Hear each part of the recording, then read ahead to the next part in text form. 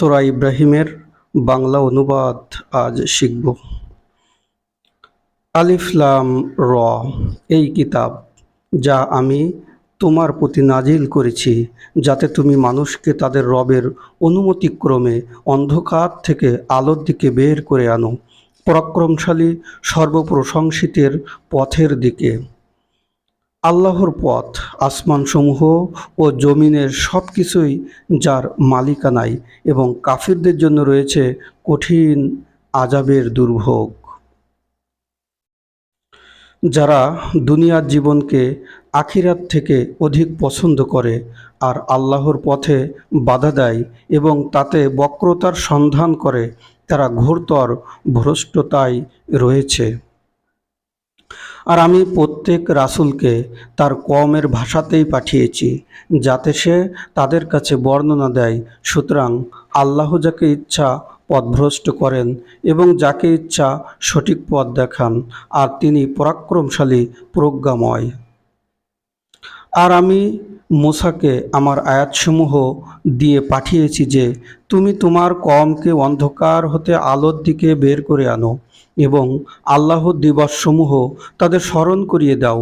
নিশ্চয় এতে প্রতিটি ধৈর্যশীল কৃতজ্ঞ ব্যক্তির জন্য রয়েছে অসংখ্য নিদর্শন। আর যখন মূসা তার কওমকে বলেছিল, তোমাদের প্রতি আল্লাহর নিয়ামত স্মরণ করো, যখন তিনি তোমাদেরকে ফিরআউন পরিবারের কবল থেকে রক্ষা করেছেন, তারা তোমাদের জঘন্য আযাব দিত, আর তারা তোমাদের ছেলেদেরকে জবেহ করত এবং তা নারীদেরকে জীবিত রাখত, আর তাতে ছিল তোমাদের রবের পক্ষ থেকে মহা পরীক্ষা।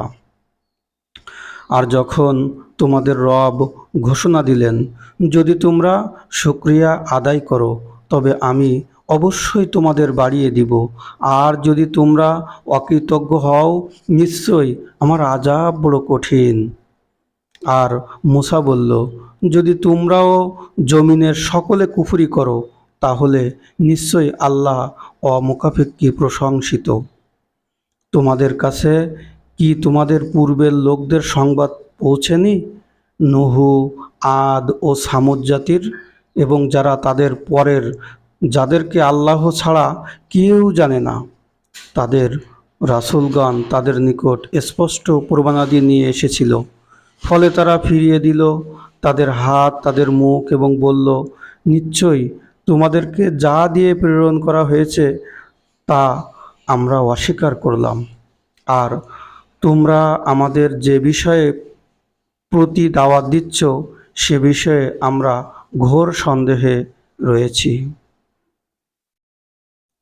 তাদের রাসূলগণ বলেছিল, আল্লাহর ব্যাপারে কি সন্দেহ, যিনি আসমানসমূহ ও জমিনের সৃষ্টিকর্তা? তিনি তোমাদেরকে আহ্বান করেন যাতে তিনি তোমাদের পাপসমূহ ক্ষমা করেন, এবং তিনি নির্দিষ্ট সময় পর্যন্ত তোমাদেরকে অবকাশ দেন। তারা বলল, তোমরা তো আমাদের মতোই মানুষ, তোমরা আমাদেরকে আমাদের পিতৃপুরুষরা যার ইবাদত করত তা থেকে ফেরাতে চাও? অতঃপর তোমরা আমাদের কাছে স্পষ্ট প্রমাণ নিয়ে আসো। তাদেরকে তাদের রাসূলগণ বলল, আমরা তো কেবল তোমাদের মতোই মানুষ, কিন্তু আল্লাহ তার বান্দাদের মধ্যে যাকে ইচ্ছা অনুগ্রহ করেন, আর আল্লাহর অনুমতি ছাড়া তোমাদের কাছে প্রমাণ নিয়ে আসার সাধ্য আমাদের নেই, আর কেবল আল্লাহর উপরই মুমিনদের তাওয়াক্কুল করা উচিত। আর আমরা কেন আল্লাহর উপর তাওয়াক্কুল করব না, অথচ তিনি আমাদেরকে আমাদের পথের দিশা দিয়েছেন, আর তোমরা আমাদের যে কষ্ট দিচ্ছ আমরা তার উপর অবশ্যই সবর করব, আর আল্লাহর উপরই যেন তাওয়াক্কুলকারীরা তাওয়াক্কুল করে।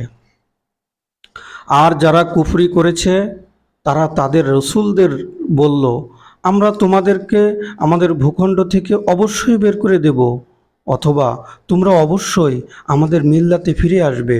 অতঃপর তাদের রব তাদের নিকট ওহী পাঠালেন, আমি অবশ্যই জালিমদের ধ্বংস করে দেব।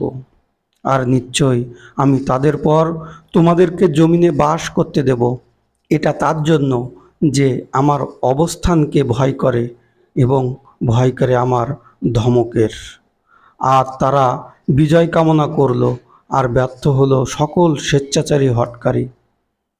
আর সামনে রয়েছে জাহান্নাম, আর তাদের পান করানো হবে গলিত পুষ থেকে। সে তা গিলতে চাইবে এবং প্রায় সহজে সেটা গিলতে পারবে না।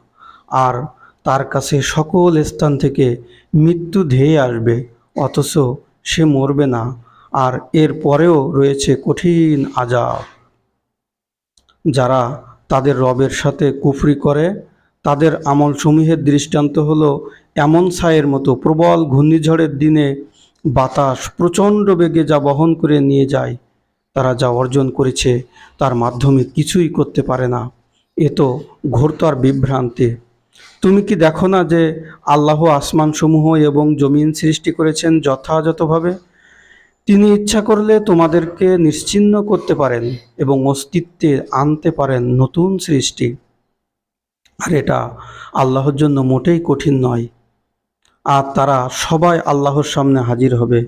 অতঃপর যারা অহংকার করেছে, দুর্বলরা তাদেরকে বলবে, নিশ্চয় আমরা তোমাদের অনুসারী ছিলাম, সুতরাং তোমরা কি আল্লাহর আযাবের মোকাবেলায় আমাদের কোনো উপকারে আসবে?